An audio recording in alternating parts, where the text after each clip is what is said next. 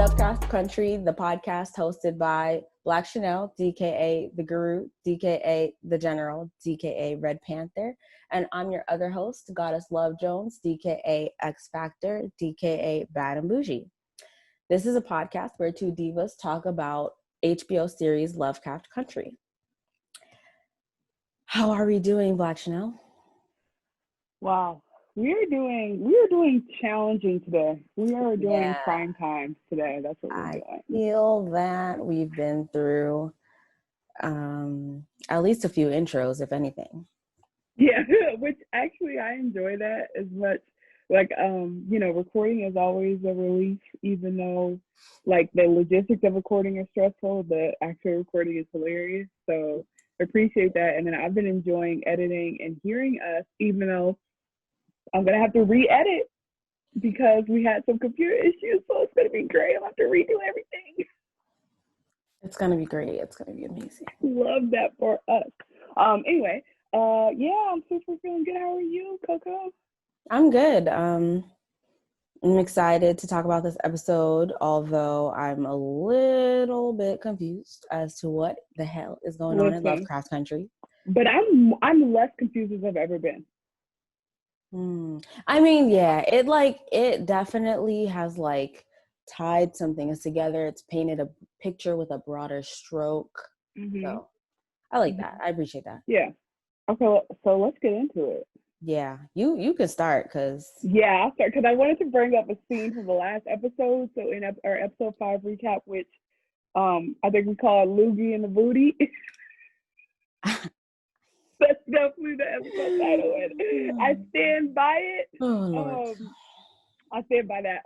We did such a great recap, and then the one scene we didn't go deep into was the scene with Letty and Tick at the end when she was in the tub, and it was a very important scene. It was just we talked about it. We just didn't dig through because usually you'd be like, and then she said and he said, and they we'll do that. So I went back to rewatch it because it triggered something in me. And they're talking, and basically Letty is like, "Hey, I thought we had something, and then you were about to dip to Florida, and I just feel like, I'm looking for something that's special. My mama was a hoe. I don't know how to love, whatever." And then Tick goes, there was a girl, G.I., and we know about G.I. because she's the one who hopped out the wardrobe or whatever with a gun. But we thought she might have been a soldier. We were so wrong. We were like, maybe she's Vietnamese, Viet Cong. I don't know what she is, right? So turns out she's not. But the point is that he literally said it ended in a strange way. That's the way that he told her. Oh, that's what you were saying. I was like, what ended in a strange way? Are we what? Yeah, so that's how he described the end of his relationship to her, which is great because this is the problem with dating men, and this is really what I want to get into throughout this whole episode. So the problem with dating men is that they lie and tell the truth at the same time. But both are true. That's the crazy part. It would be important on some level to know what the strange way was. But also, he's not lying by just saying it was in a strange way. There's no lie there. And it's you literally have to walk every step in a man's shoes to understand why he thought that lie was sufficient. But you need 104% of all the details. You can't, if you have any missing detail, he seems like he's lying. But now that I've seen everything, I'm like, oh, okay, I see why you didn't want to get into all that. So anyway, I just wanted to say that I feel like he kind of lied. Yeah, you've already been to the lodge. You've already experienced a seance. You've already experienced trying to open a portal. So I feel like he could have told the story at this point. He'll believe you. Yeah. And then the other theme I want to get into in this episode is the speed of relationships. I know that you need relationships to move forward because this isn't psych. We don't have to wait till 6 seasons for them to get together. But just the fact that I feel like everything moves so fast. How we were talking about Ruby and William, and how many nights were you there before that's your man. Like how, like where's the trust coming from? So probably Tick and Letty are the only couple in here that I really understand how they bonded, and I also get a sense of the time. But anyway, so now we have a competing relationship that has its own kind of context. Yeah. Yeah, so basically, we just the premise of this episode is we understand Tick's other significant relationship and why he ended up calling her twice. Once in the first episode, secondly, when he found out that Di was a part of whatever prophecy that was in those pages. So yeah, let's actually talk about the episode itself though now, and where we start. I think we start in Korea. We start in Korea. So we don't start with Tick, right? We start with No, we start in Korea with a different character, and so we assume it's the same woman who jumped out the wardrobe. It's Gia, yeah. She had a crazy life. I mean, it starts off with her mother being like, "You need a man." Like, I don't know what to tell you, but obviously your father disgraced us, so you need a man. Wait, did it start in the movie theater or did it start at the house? Oh, it starts in the movie theater. You're right. But that's I mean, okay. That's like a detail, but it's like almost like it comes up, but it's not like the most important part. But yeah, I think it starts in the theater, and she's like daydreaming. Actually, she's daydreaming that she like gets a chance to just jump into the Western world and become Judy Garland and dancing in in theatrical theater, scene. Which I kind of love that. Like, I wonder would I do that? Like, if my favorite movie, your favorite whatever, and I was alone, would I jump up and be like, let me role play? I would not. Yeah, you'd be like, I would want to, but I wouldn't.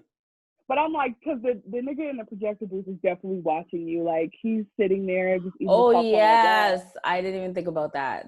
That's hilarious. I always wonder, are they watching or do they like walk away while the movie's on? But I'm sure they do. I'm sure that's when they go back to serve the popcorn. But yeah, like that. So I mean, it was like, it seemed cute. And my first reaction of her seeing her is like, she's gorgeous. One.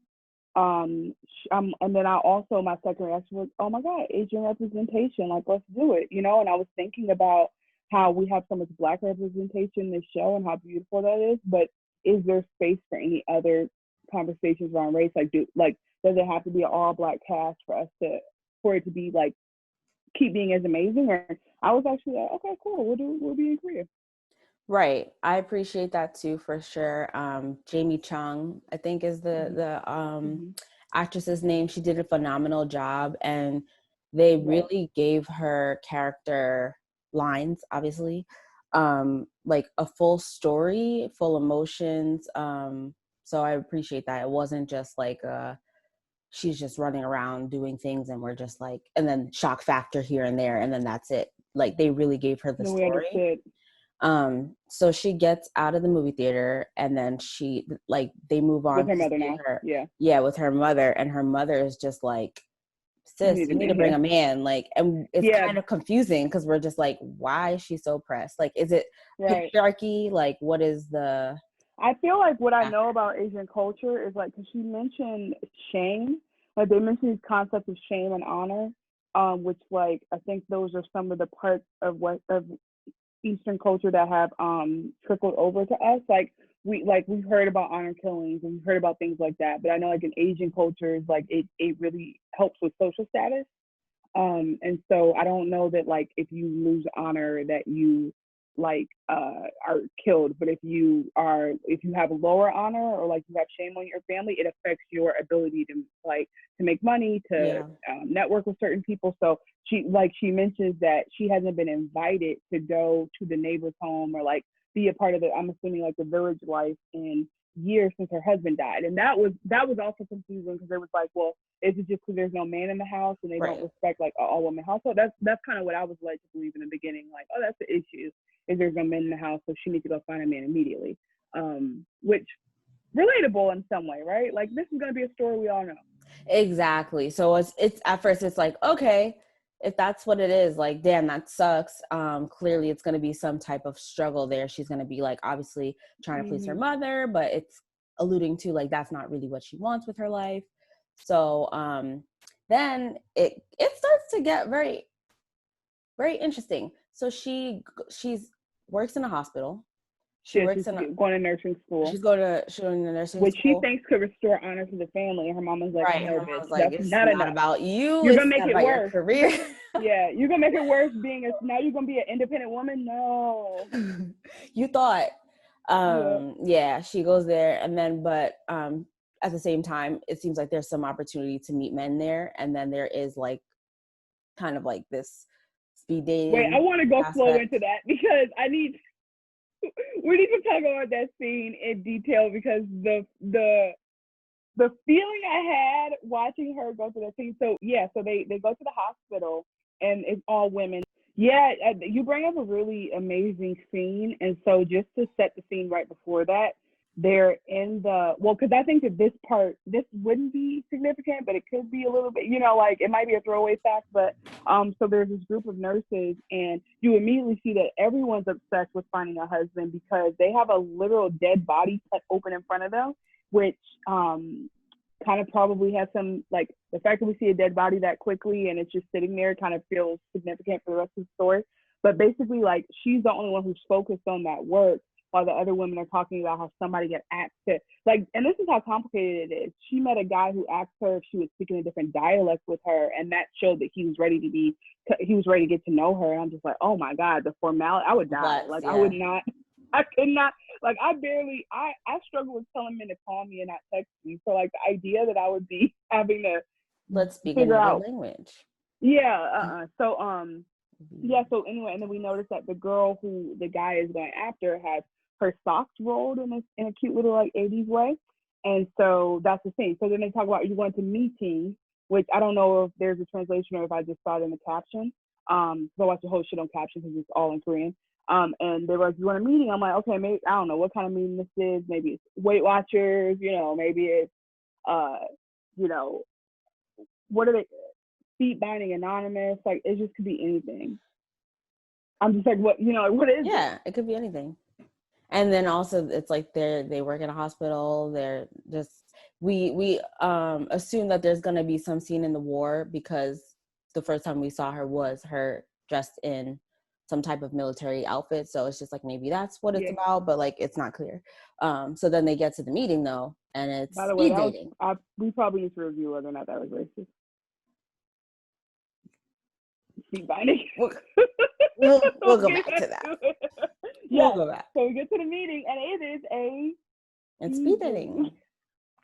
And it is not going well for sis. It was bad. So basically, the fact that I can see, like, they have a chart for every woman, and it's literally like circle, this is square, or exit out, and it's like that's it. That's how they decided they want to talk to the girl again, just a circle or a cross. And she talks to like 2-3 guys, and they hate her ass. No, the first two are like, nah, it's a no. The last one though, we're like, oh, like, they have some similarities. They love Western movies. They're into Judy Garland, like whatever. Yep. And then he's like, but no, it's a no though. It's a no. He X's off right in her face. She's like, bitch. Like, we had and mind you, how relatable is meeting a man and having a conversation like, oh my God, we love the same things. We should totally be friends. We should hang out after this. Like, I would love to get to know you. And they go, ooh, but no. It's like, what? This game. But I be doing that too, so it's fine. No. Why do you do it? Sometimes there's just, usually it's just like some type of like there's no sexual tension, or there's something else that they said that like rubs me the wrong way, that I'm just like, okay, yes, even though we have these other things, but like I'm not really, the vibe is like corrupted by this. Well, I'm more referring to like there's actually a vibe, there's actually tension, there's that, like I remember the short story I wrote that was about like this man that I met who, like, when we first met, I was like, oh, like, this is a thing. And then he just left, like he left with his friends, and I was like, oh well, he didn't even try to connect. And so I was like, oh well. And then I would just be like, man, like I stopped saying this, but like I don't often meet men I really enjoy talking to, so like I try to pay attention to them, whatever. And I'm learning stop thinking like that. But point being that when I met him again, like later, and we then connected and started dating, I asked him about that. And he was like, "Oh, I just knew I'd see you again." I'm like, the audacity of niggas to think, yeah, to think that they're gonna come back later. Like anyway, so that's what it triggered me in that sense of like, you can actually hit it off and just be like, I don't know if we're gonna get married, but I'd love to get to know you. And then they still be like, nah. So yeah, basically that's what happened. And she was tight. She was like, "Are you serious? I put on my best. I rolled my socks. I was smiling. I was giving all the lines that my friend told me is gonna make you fall in love, and you you just deaded me like that." Yeah, that's what it was. She started the first one with what the girl said that worked for her, which is but that was hilarious.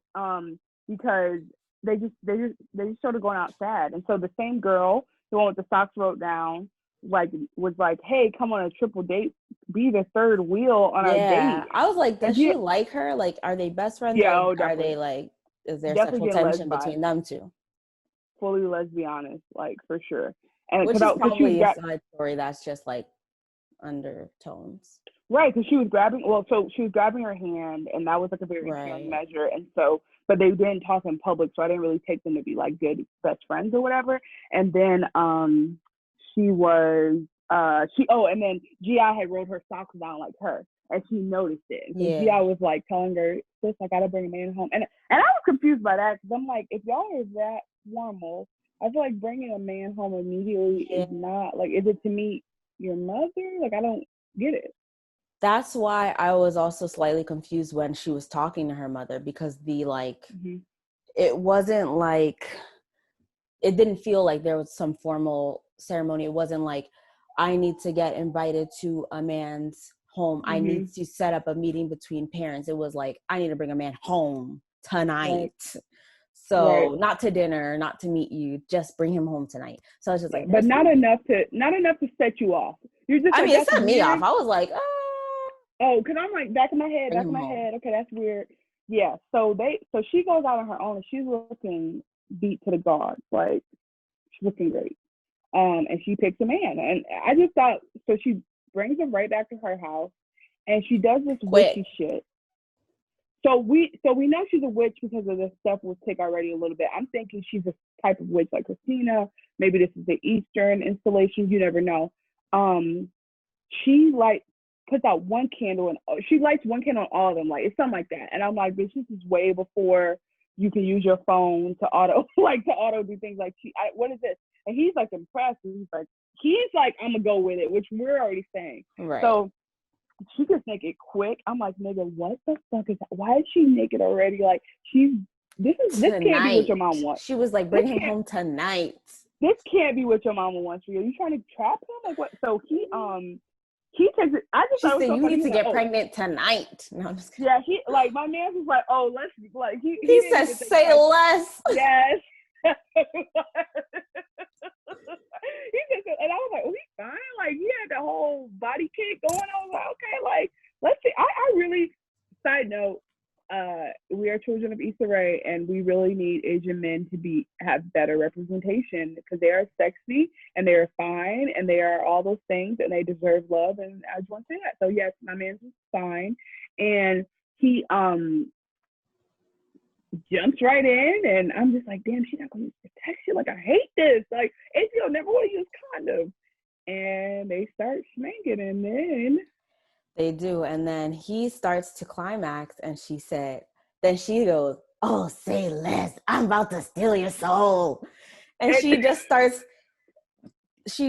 deploying like these like tentacles, but they're furry. And I said, I'm imagining this. Yeah, it was like, where are they coming from? Dream sequence. Yes, because it was like one went into him immediately, and one was in his ass, and I was like, are we doing this again? And right. Then another one, like, in his ears. And then it went to his head, and then basically every hole. Yeah, every orifice. And then every tentacle. Then it feels like she's like either gonna suck it back out, but then he just explodes. It was very, very gory. This is a horror. I skipped skipped right over that. But series. yeah, reliving it, I'm like, that shit was gruesome. It was unnecessary. And that's when I texted you, because I watched after you. I texted you just what the fuck 7 times. Yeah. Because I was just like. And then I go, so no one's going to check for him? No one's going to be like, where did can we he just go? talk about, what is this show doing? Why do they have to up the ante every fucking episode? You just have to They were like, blood and guts, you ready? Because we have more. Like, I just don't feel We like you accurately, I'm not unhappy. I'm not unhappy at all. But I don't feel like you accurately described this show to anyone. Yeah, I just go, it's a lot. It's really crazy. It's really intense. I like it. I would suggest it. Right. That's what I go. I just like, sis, catch up. That's what I'm saying. Catch up. Catch up to me and we'll talk. Like, because I'm like, what can I say that's not either a spoiler or means nothing? Like, oh, it's gonna be scary, or like, I hope you don't get grossed out, like that. And then even then that makes you think like, oh, it's something else. You're never gonna imagine this in a million years. And that's what is beautiful about this. The horror of it, and like it's horrible, and it's horrible in a way where it's like, what the fuck? It's like, what the fuck? Anyway, so just wanted to remark upon that. So my nigga is done. Yeah. Who's gonna look for him? I'm confused about that. I guess no one will. Maybe people don't look for men. It's not a small town. I don't know. Wait, maybe people don't look for men. Maybe people think men just run away. Call in and let us know. I'm just kidding. I don't even want. Yeah, like, what is it? I don't want you to have to imagine that your dad left, and what would you do? But that was terrible. Don't call in. I don't know. Well, if you're in the city, you won't be able to call in. So, yeah. So then we get into so then who comes in? Her mama, and we're like, she's like, "You're done good, child." What type of Madam Little Black Book escort bullshit is this? She said, "Blood, perfect. Looks like it was a job well done." And she comes out like, and it's like, man, I'm like, what the fuck going on? And so I don't know if she says this immediately, because we can kind of skip through this. Like, basically, she's like, GI, good shit, my nigga. You only got like 10 more, and then you're done. I'm like, 10 more, like, and she's like, I already did so many. So we find out, this is the part we'll skip around. We find out that she's cursed, or not necessarily. I'm actually gonna skip a lot and just summarize what she is. Yeah. She's not just cursed. She is a spirit, a kumiho spirit, which is a fox spirit, and it's actually like, apparently this is a historically, like, in Asian, like, not fairy tales, but mythology, like, it's a very scary creature, and it's summoned to right the wrongs of men, basically, and so it comes into the form of a beautiful woman. So literally, what her mother says, Uma, but I don't know what her real name is, but Uma says, she says, I summoned the kumiho into my daughter's body to avenge what my husband did, which we still aren't quite sure. And the witch doctor, who I need to find the name, the shaman in Korean, is going to, she told us that you need to do 100 bodies and then you'll be good. And I'm like, 100 bodies. Yeah. 100 bodies. Oh my God. And I'm like, look, this bitch lying. I know she's lying. 100 bodies, sure. 100. So the magic is counting. Like, don't do that. Like, yeah, that's what I'm saying. I'm like, how would they know? How are they gonna know? I'm like, you're stuck, bitch. You're stuck in this body. And so the idea is, like, I guess Uma thinks that, okay, what's gonna happen is I'm gonna get my daughter back, because I realized that the bitch said, look, I'm gonna do this shit. I'm gonna kill your husband, but you gonna pay a price. She said, oh, fuck, money and right. Like, she's like, what could it be? You took my daughter's soul. Damn, I didn't even budget for that. Like, and that's kind of messed up, because it's like, we're supposed to be making up for his mistakes, and and a woman has to pay for it. Like, that don't sound right. Thank you. Also, I guess maybe there's an idea that would make you very powerful because of how seductive you are, and then how you're able to, I don't know, but one other important part is that when she's doing this stuff with the tentacles, she's also seeing their past. Yeah. And that is giving her, and so she lives with their memories, and that is giving her kind of validation that she's killing terrible people. So, but it's funny because the guy that she killed in that thing, all we saw was him like climb Mount Everest and Himalayas or some shit and have a baby. Like, he didn't seem that bad, but maybe he was cheating on his wife. I don't know. It just seemed like, or that could also be part of his future too. Like, it seems like it's past, but it could be like, see their whole life, potential whole life. I thought so too, but my theory is that didn't happen until later, because I think that at this point she's only seeing the past. I thought about that too, but I'll tell you why when we get to the end. But like, I think that's what it is. So anyway, yeah, like she's just seeing his life basically, and so I guess we can talk back about so her friend, I really should have the names, but her friend who's also a nurse, the cool one who might be. It was like Young. Yes, it was Young. Can you look it up? Young G, I think. So think. far from my keyboard right now, I can't even. Clack. So while you look up her name, yes, Young G something. She's kind of a cool one, and I feel like she's probably so cool because like niggas want her and she don't want them. Young Ja Uni. Thank you, Young Ja Uni. Yeah, because they speak so quickly, I cannot pick out anything. But so she was cool with her, and they're hanging out, and then GI notices her hanging out like she's passing notes to people, like she's like kind of like, we're just saying she's popular. Yeah. But at the same time, we realize that the war is starting. Right. Because was it, I think it's before like anything happens, she tries to go to the movie theater, and first of all they show the tanks coming through, the American tanks, and they're like, we will protect you. Yeah, American fear, never fear. Right. Which I was like, okay. Which, ooh, relatable. Sure, I mean, what's crazy is that's what they always did, and that's what they still do. And this is the idea that they're bringing freedom, because I think that Vietnam might have been communist at that point, or there might have been communist. So we've all heard the stories, but and North Korea. This is not Vietnam. North Korea. I was like, oh, maybe we're talking about another. No, North Korea is communist. Why do I keep saying the wrong? Listen, I'm not. I just want to say something. We're not historians. I don't confuse Vietnamese and Korean people. I genuinely can tell the difference. I know about Asian ethnicities. What I'm saying is that's how much I don't know American history, that I just think them are like, the wars were fought at the same time. They're easily interchangeable. And I know that Korea and Vietnam are completely different, and both were fucked up wars. I just don't even know why we went to Korea. Because they were communists. That's the only reason. Is that what the reason why? Yeah. Not they, but they had communism existing within the country. Communism somewhere. And we wanted to go eradicate it. We ain't never invaded Russia. Pussy ass. No, I'm just kidding. So so they the US comes and they're riding tanks through the village, and so Gia sees them and she's like, oh, what's going on? And then also she sees the movies closed down, so she's just like, oh, something's happening, like, oh yeah, it's coming. Yeah, unfortunately, things are changing and it's obvious. But then they start going into her place of work, where she starts to see soldiers come in, where it used to just be normal people coming in. Now so what's interesting, soldiers. Right. What's interesting is that the soldiers are assholes.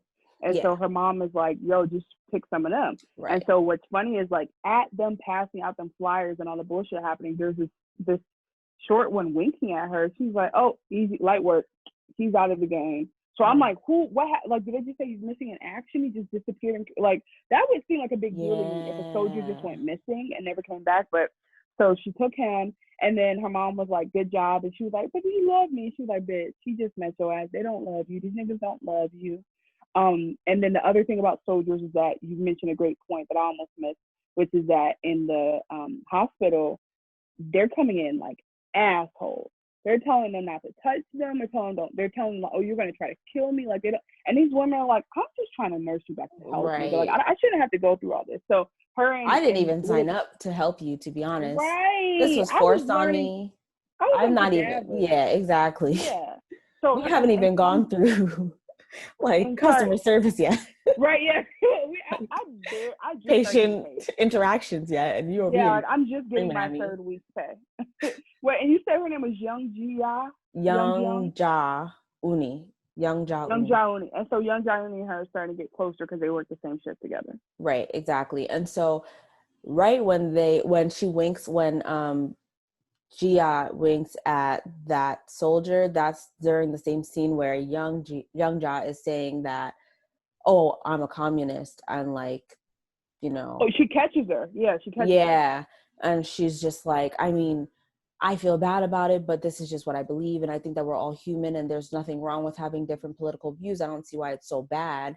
And Gia is just like, you're right. There shouldn't be something wrong. Like, I feel different too. I feel different in my family. My mom's always trying to make me be something I'm not. I eat men, but that's different than being a communist. But I mean, same thing. Listen, I actually, on second review, I have nothing bad to say to Misha Green ever. Misha Green is I will kiss her feet. But the fact that this bitch keeps acting like, oh yeah, my parents suck too. I'm like, ma'am, this is when I say this is different. I mean, like stop telling. So she's kind of giving Young Ja like the idea that maybe she's also like into dating women, or maybe she's all like, it's just like she gives her hope. And but what's cool though is that like Gia is so down. Like she's like, I'm not about to tell niggas nothing, because they say something like out in the street, and then so you know young Gia is like, oh shit, like why are you saying that? What are you gonna do? Are you gonna report me? And then they literally see a communist get hanged in the street, and everyone else. So that's what I'm like, is it that deep? No, it's never that deep. That's what she meets a soldier. But yeah, I mean, I think that this is bringing up some interesting stuff. So again, like going back to episode 4 or 5, history of violence, and like this is, I just love that idea, because remember, it's like in the very first scene of Watchmen. And I don't think that we have to always just keep seeing people of color and Black people and Asian people's bodies be ruined and like their communities be burned down. And like, I don't think we need to see that to get it, but it is very important to remember, just like that shit happened. Like it wasn't in black and white. It was in real technicolor. People really experienced it. So remembering that like that Red Scare and all that communism shit was like, it was not worth just murdering people in the streets. I don't know. It's interesting because I don't know how you learned about it, but when I learned about it, it was like newspaper propaganda, frenzy, a little bit of war. It was not people were murdered. Yeah. It was not people were murdered. This went on for like 30, 40 years and in all different countries, and we just kept going to other people's countries and said, oh, you're a communist? Well, we're going to help round them up and kill them. Like, it was just like, yeah, there was a lot of propaganda. People were telling fake stories, and like, if someone didn't like you, they'd probably just call you a communist, and you know, poof. Right, and I mean, but it's like, bitch, you niggas invented the witch trials. You same niggas, white niggas, and then there's that. The way that I learned about it, ironically, this is interesting, is that when I came into college, I was literally thinking about being a Jewish studies / Holocaust studies major, because I was so like, I could not believe the shit that happened. And then I ended up majoring in our people, because I was like, wait a minute, it's like I could do that too. But the point is that like I used to be not obsessed, but like extremely interested in Europe and those wars and what they meant for people and society, and also like the idea that people could do these things to each other. And so I ended up like with a social major. But the point is that that like when you talk about communism, I'm like, oh yeah, like that shit's really interesting. I used to love Russian spy novels, and like I'll still to this day watch anything about that. Like that's kind of one of my side shits. But anyway, yeah. So communism, Animal Farm, like all that bullshit. Like communism is probably bad because people are bad, which is the same reason why capitalism is bad, right? And the same reason why the police are bad. Like, because anything you have good intentions to do, like if there's not like third party like, you know, authority, or like somebody who can like check and balance, is not gonna work. And the fact that this nigga in the White House has figured out how to uncheck and unbalance all the bullshit is proof. Like if you try hard enough, you will fuck any system, because patriarchy, hegemony, white men, other men, manhood, masculinity that became toxic, and all those things. Yeah, all Yeah, that. make a list. Yeah. I'm like 1, 2, 3, Yeah. 4, 5, 6, 7, 8, 9, 10. Make a list. Top 10 reasons why humans can be trash. So where are we? Okay, so yes, we realized that so soldiers are here. Yeah, soldiers in the hospital they're being rude, but they're coming in droves, and this is when Atticus pops back up. Oh no, I'm sorry, I skipped the part, because what happens next is they kill Young Ja because someone finds out that there's a communist leaking information about who's in the hospitals and what's going on. Yeah. And they like narrowed it down to the shift that the secrets were being passed, which, I mean, whatever, it's like insignificant, but at the same time, it's kind of like, how the fuck could you narrow that down? Probably from torture. Oh yeah, maybe. I didn't even think about that. Oh my god, yes, because they show the torture later. Yeah. There's later in the episode. Right, yeah. So only thing I want to add about this is like it's more violence. It's specifically gruesome. I found myself asking, like, did these niggas really do anything they wanted to do? And the truth is that they still do that to this day. Like, that's why war crimes is still a thing that people prosecute, because people go over and, like, psychopaths unleash shit. And then people who are, like, willingly, or, like, they become psychopaths for this, because war is crazy. The fact that we put people through war is crazy. Like, the fact that there are things that we do, I don't mean to take too many like sidetracks, but so thinking about coronavirus, think about the fact that like you can literally just be outside and catch coronavirus. It can just happen. Like, I don't think we really process it. Like, things can just happen. Things can just be bad.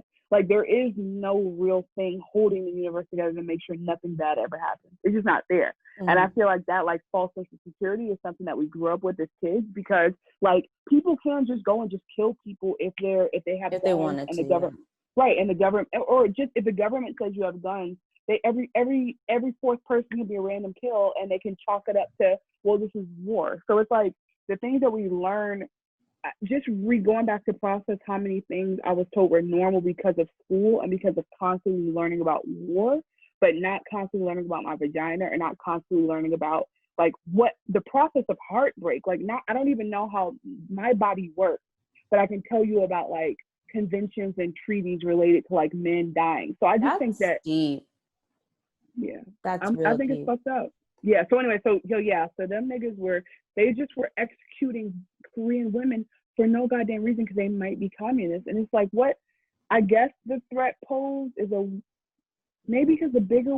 Oh, actually, no. This is in World War II, because I'm like, they did kind of fight Russia. Nigga, I don't know. We need some historians.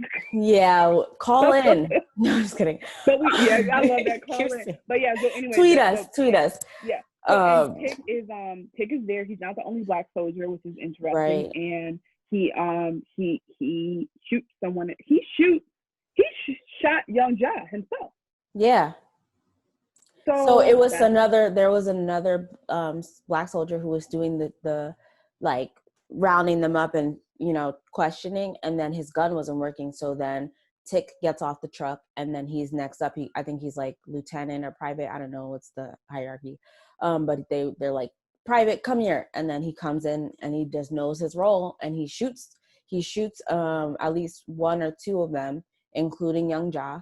And the reason was because at first they thought the movie. No, I didn't see it. Yeah. At first they get ready to point it at Gia, and then she's like, I didn't do it. And then Young Ja's like, no, it was me. Because they have a connection. Like, it's not clear, and unfortunately we never find out, because that's where the story ends. But they kill her. Yeah, for Young Ja. Yeah. Yeah. So I only brought up Widow because there's this scene where Daniel Kaluuya just out of nowhere shoots a nigga in the head, and it was the same. Like, it was just like, oh, done. And I was just like, I had to watch it over, because I said, did they just shoot 3 people and then that was it? Like, who cleans up these bodies? I don't know. Did he shoot Young? He didn't shoot Young Ja, actually. I'm so sorry. You're right. Yeah. They take her away. Yeah, but they shot 2 women, and then they take her away, because then they bring it back later in the episode. So unfortunately they take her kicking and screaming, and then the next scene is back at I think it's back at the hospital, and that's when young Gia sees Tick in a hospital He's bed. injured now. Now he's injured, and so it's like, oh, she's got sympathy, but then she's also like, what the fuck? So now this is a Tick that we know. Right. There's this Tick trying to read a book about that. He's got the Count of Monte Cristo. Yeah, which he's trying to read that. Alexander Dumas is black. Why didn't we read that in school? I'm sure I knew that, but I can tell you what happened in Great Gatsby. Anywho, we're gonna go read that later. Yeah, regular book club. I'm sure one of my professors is like, Court, really? Yeah, LOL. But anyway, yeah, I'm like, but yeah, so she decides that she's like, he's gonna be my last one. Kill. Yeah. So, because that's her last one. What had happened was that she had told her mama that she wasn't gonna do no more. She was out the game. She was like, fuck it, because she was like, I don't. She was like, oh, and going back to her constantly telling people like, I feel different. Like, her mom kept telling her, do this so that you can get out of this. And she's like, but I feel like whatever I am is fine. Like, this is who I am. Like, she doesn't remember being GI before the Fox. So we don't even know if it's true that she ever was GI. We just know what her mother was saying. But I think it makes sense. Right. So anyways, and then she turns on her mother. This is real quick. She turns on her mother and says, bitch, I don't remember me as a kid, but I remember you letting your husband rape me as a kid because you didn't want shame or something like that, or because you were you had a baby, you had me out of wedlock, and so you didn't. So you just needed to keep a man around. Right, so you would let him do anything to me. And she's like, and I don't remember you ever spending time with me or taking care of me. So how am I now like sacrificing my soul over and over for you? So that was a very interesting scene, because she was like, I'm shutting shit down, I don't give a fuck. So then she comes back like, actually, I saw the nigga who killed my friend. I got your 100 right here. Like, I got him. That's a bean. So she starts to pursue him. Yeah, like locked and loaded. And so she starts to pursue him by showing off her American knowledge and her Western knowledge, which so now the Judy Garland stuff is cute. It makes more sense and it's cute, because it's like, okay, she really does know Western shit. And I don't know if she knew it for this moment, but now she's like, oh, I'm about to show him that like we could get along. I can read English very well and he can talk to me. And so she literally starts to seduce this nigga, but she does a long con. She dates him. She plays the long game. And it's almost like it feels like from the beginning, like we are seduced. We feel like she really likes him from jump. She's like, dang, like the first meeting, he's kind of cute. Well, I would say, yeah. Like what happened exactly. But the way I would edit that is like, we know she's trying to plot him, but he likes her from jump. Like that is clear. Because he does something, and this is when I got like upset. Because that's your man?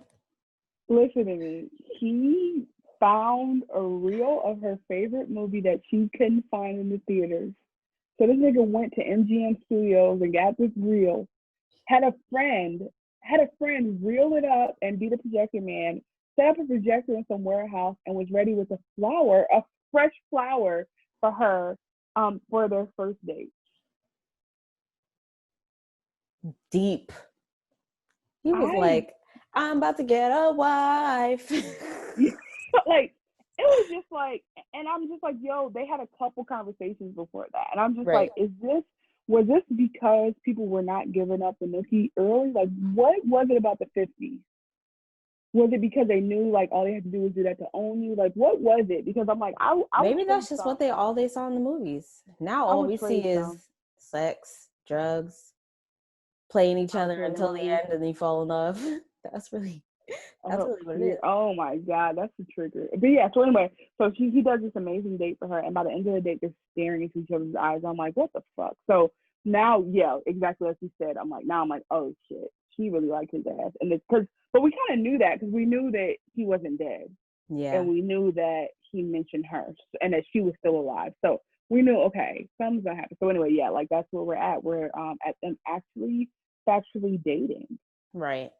So this is like almost close to the end, right? Yeah, but yeah. I know that like there's some things that happen. Like they go see the shaman The mother and A little bit out of order.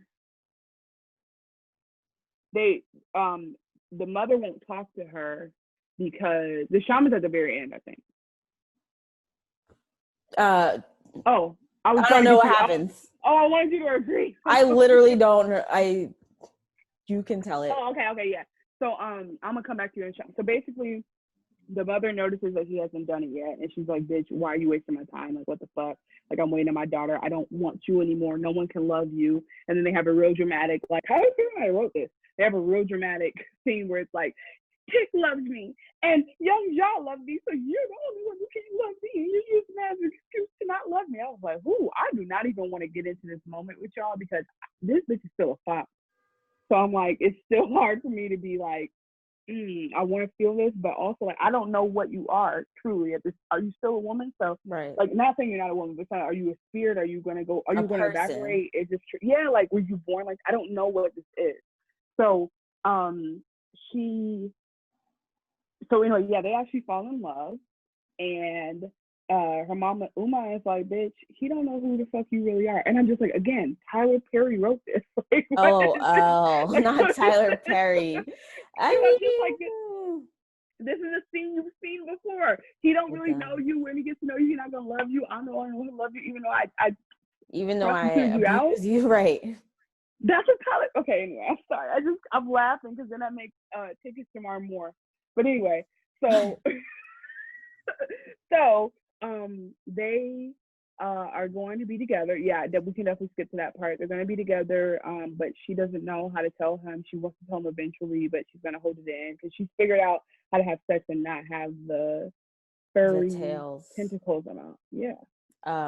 Oh, and we forget to say that was Tick's first time when they have sex for the first time. When she doesn't bring out the tentacles. This is after they watch the movie. They have sex in that little tent or house thing that they watched. It was like the second time. Yeah. It was like the second because I feel like it was a montage. But yeah, definitely. Okay, like so at some point they have sex, and this is Tick's first time, and he's like, I'm a little nervous, but like, whatever. And she's like, don't worry, like I'll take care of you. Like it's not my first time, blah blah blah. But he was like, this is a point of confusion for me. Yeah, it is for me too, because I'm like, is it your first time? Are you lying? Yeah, he wouldn't lie about that, but at the same time, it just feels like, I don't know. Well, so there's two.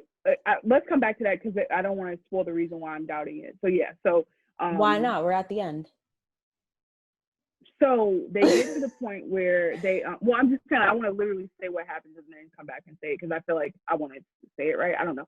So basically, so the tentacles she's coding tentacles in, she's getting her nut, good for her. And they have a really cute sex scene. And then it's a whole montage where they're playing in the snow and this nigga's been there forever. They're dating, like they're together. And he finds out that he can rotate out and he can leave Korea.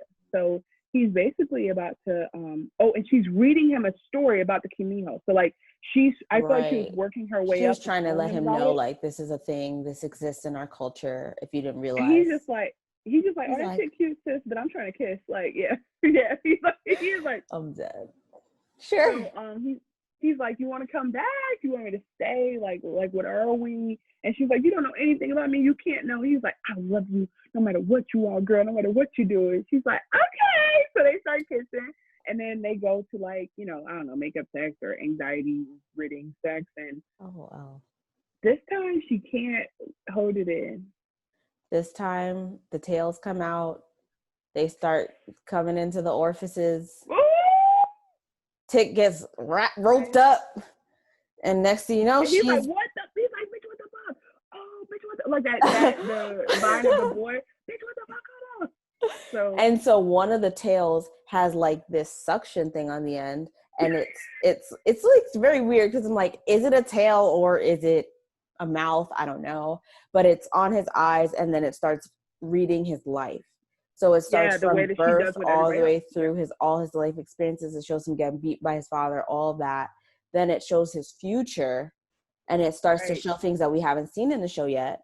And it's hard, like, I almost don't even want to say, but it's just like there was some episode where, it's going to come up. But I mean, they're going to see it. But like, there's just one scene that stands out when he's like maybe this was when they were in the lodge, but his arms are out. He has on a white shirt, He's and strapped up to like something. he's strapped up. So I definitely feel like that's foreshadowing, but it could have been the which lodge. Pisses me off. I know, because I'm but like, also, what is happening? Yeah, I don't want to know. Oh, and then we also confirmed that he's the one who tortured young Ja. Yes. So like, so we know like, oh, we know that and by the way, happening. they've confronted each other about this shit. Like she already knows. So she knows that he killed her. He knows that she knows, and she told him like, I was gonna trap you, but then I fell in love with you. So anyway, they have this really before this moment, they have talked about how they love each other. They've never felt things for each other before, but they feel something now, and they're going to try. That's basically it. And this is what I meant before. The only reason I'm pausing is because in the beginning when I said how relationships progress, it was very cute. They definitely were cute together. But I was like, is this how how people fall in love? I don't know, because that little story on Twitter's floating around this week. So I missed it. There's one where it's just like, oh, like we met, then we got pregnant in like 3 months, then we got married 6 months later, we got engaged 6 months later, and then married 3 days after that, and now we have 2 kids and we're happily ever after. That is a 1 in a trillion billion resiliences. I'm very happy for them, and I'm gonna let them finish. But right now we're talking about Lovecraft. Anyway. Yeah, like I don't know. That doesn't sound just, like I mean, listen, if I'm a hate openly. Yeah, I just think that I'm okay with hating openly, but I would just say that like, yeah, I'm not. Maybe it's because before I told you were projecting, I hard body projected through this whole shit. I was so mad that another woman was getting love. I was so mad that like, here's this woman who like they have movies in common, and here it is, it's enough for him to fall in love. Like, what, the bitches from Chicago weren't good enough for you, Tick? Like what I'm just like all these the things. bitches from Chicago. I'm dead. the Johns, the what are Chance Paul young girls? I know this though. The shorties. That's not what we call them. But anyway, it's definitely not John, but Chicago probably has some word that sounds like it would be disrespectful, but it's just what they call women in Chicago. I promise you, I will have to go look it up. We'll come back to it next episode. That'll be the first thing we follow up on. But anyway, yeah, I was like hella jealous because I was like, okay, damn, this bitch getting all this love, and like I don't even have those specific flaws. I have less flaws than her. Like, it's just like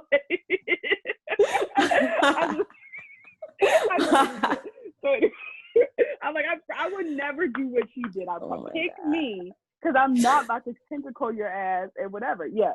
So he 5 seconds before that he had said nothing you could ever do would treat me bad. Right. Fast forward to now, he's like, got him. He's like, okay. Fast forward to now, he is like, I'm getting the fuck out of here. And I wanted to tell you that. He was like, no, bitch, no. He did the. But I just want to point out that I was like really, really like, do we see any of his penis as he's leaving? I was just like, you are so nasty. I'm screaming. I'm serious, bro. I mean, Watchmen. That's what I'm saying. They just show. Oh man, okay. HBO is known for that. That's not what this show is about.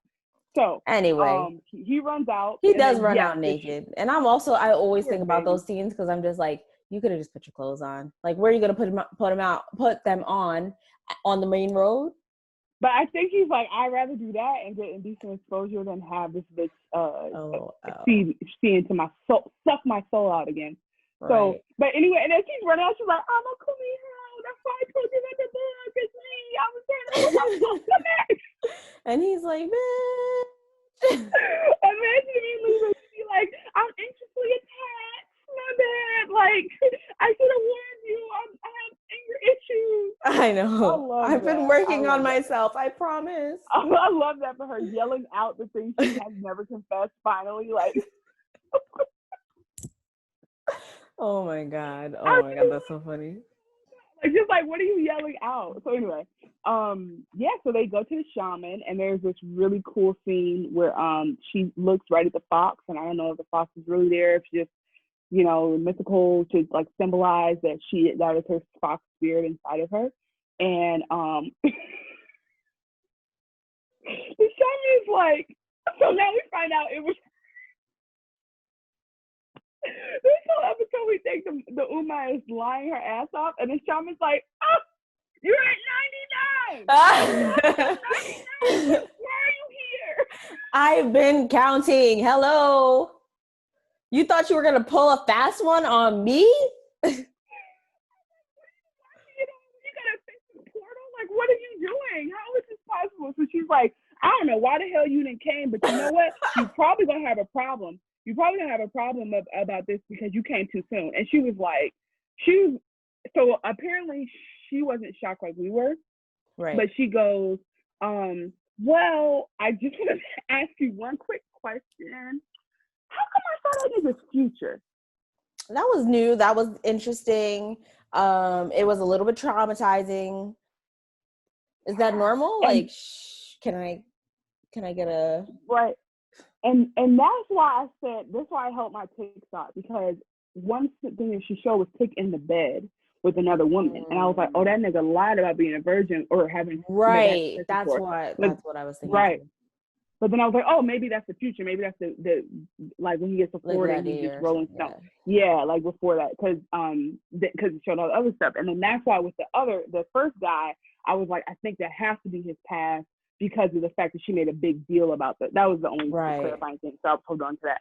But yeah, so she was like, I don't know if it was a punishment, but the shaman was like, look, bitch, since you done came to me too motherfucking early and you can't be patient and kill one more soul, you gonna just be a psychic now. Leave.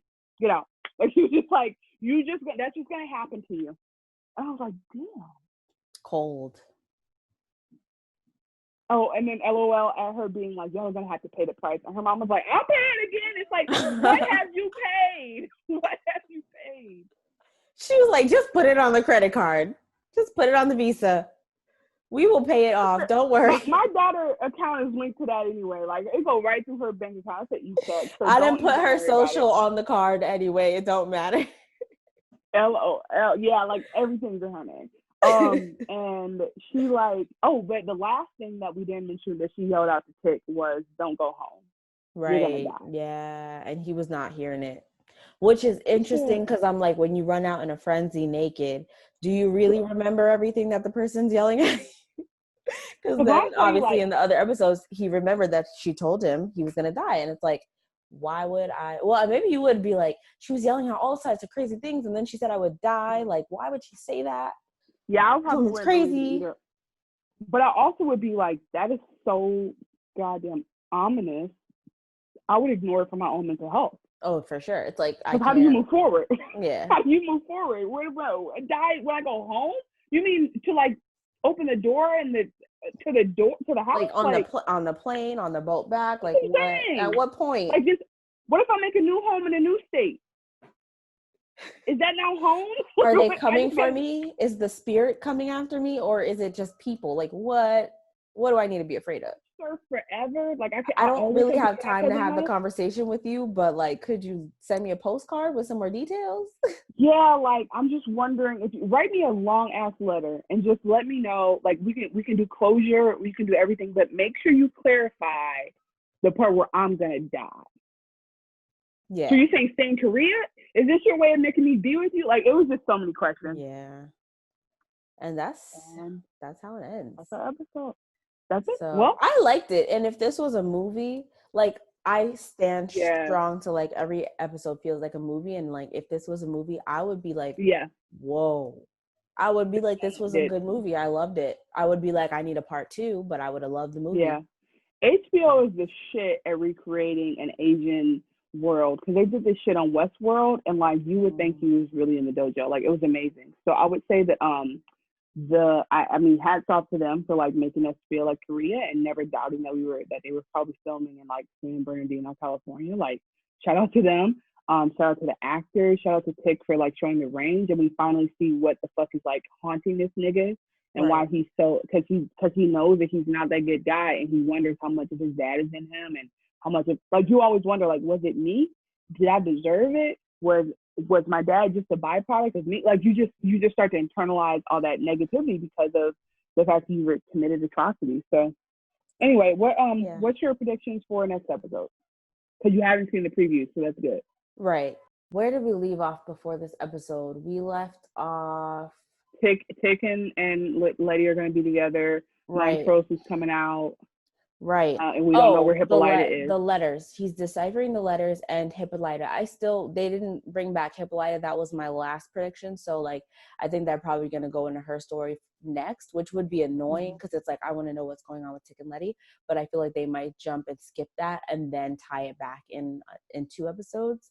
But if they don't do that, then there's definitely going to be some next steps with the letter, the lodge, probably Christina and William. Yeah, will be back. I think that they definitely gave us a lot of backstory and a lot of action in the first half of the series for them to start like giving us like color to the stories now. So yeah, I definitely hope they need to flesh out Hippolyta, and I stand by my original prediction that Black woman will be the root of all of this shit at the end of the day, like some kind of damn way.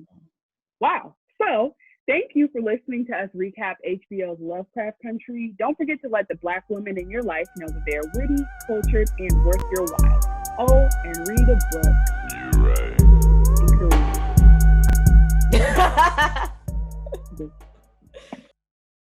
Word. Spesh.